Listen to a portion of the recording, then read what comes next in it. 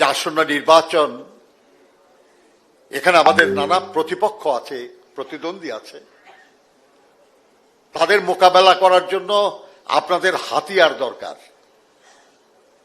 আজকে যারা আপনাদের সামনে বক্তব্য রাখবেন তারা আপনাদেরকে সেই সব শানিত হাতিয়ার দেবেন যা দিয়ে আপনারা প্রতিপক্ষের সঙ্গে লড়াই করতে পারবেন, যুক্তির লড়াই।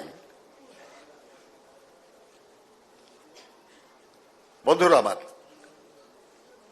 একটু আগে আমাদের নেতা জনাব রিজভী সাহেব বলছিলেন যে সরকারের একজন উপদেষ্টা সম্প্রতি বলেছেন যে নির্বাচন করা তাদের ম্যান্ডেট না।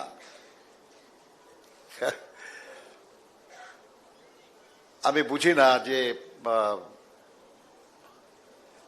উপদেষ্টারা তো মন্ত্রী, আর মন্ত্রীর কাজ হলো মন্ত্রণা দেওয়া। নিজেই না বুঝলে মন্ত্রণা দেবেন কেমনে তারা? আমরা এক দফার আন্দোলন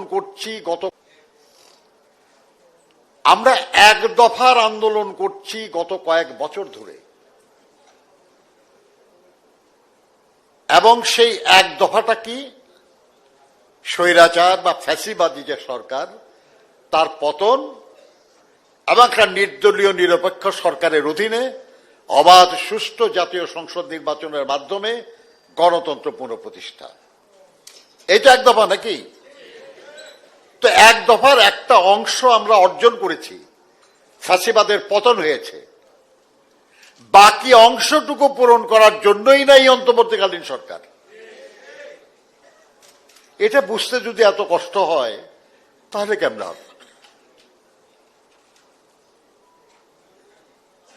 রিজভী সাহেব বলেছেন যে এই না বোঝার মধ্যে কোনো ষড়যন্ত্র আছে কিনা, হতে পারে, কিন্তু এই বাংলাদেশের জনগণ মাত্র কিছুদিন আগে 15 বছর ধরে সিন্দাবাদের দৈত্যের মতো ঘাড়ে চেপে বসা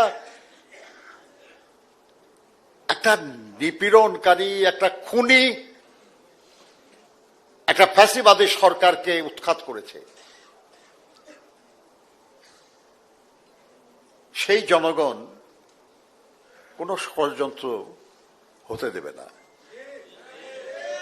কোন ষড়যন্ত্র এই জনগণকে পরাজিত করতে পারেনি এবং পারবে না ইনশাআল্লাহ। আর যাতে না পারে সেই জন্য জনগণকে সংগঠিত করার দায়িত্ব আমার, আপনার, আমাদের। আর সে কাজেও আজকে যে আলোচনাগুলি হবে সেটা আপনাদেরকে সক্ষমতা বাড়িয়ে দেবে। ষড়যন্ত্র এটা হতেই পারে। আজকেই প্রথম আলোতে আপনারা দেখেছেন একটা জরিপের রিপোর্ট বের হয়েছে, দেখছেন আপনারা কি? অনেকেই দেখতে পারেন। সেখানে প্রশ্ন করা হয়েছিল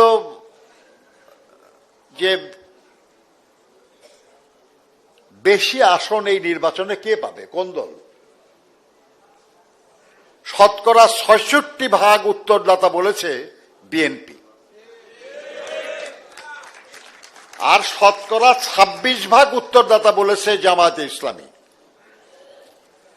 ডিফারেন্স হলো ৪০%। আর অন্যান্য যারা, তারা তো অনেক অনেক কম আর কি। আমাদের এমনকি অনেক উল্লেখযোগ্য দল তারা শতকরা ১% না আর কি, তার চেয়েও কম সমর্থন পেয়েছে। এতে হতাশ হয়ে, নিরাশ হয়ে কেউ ষড়যন্ত্রের আশ্রয় নিতেই পারে,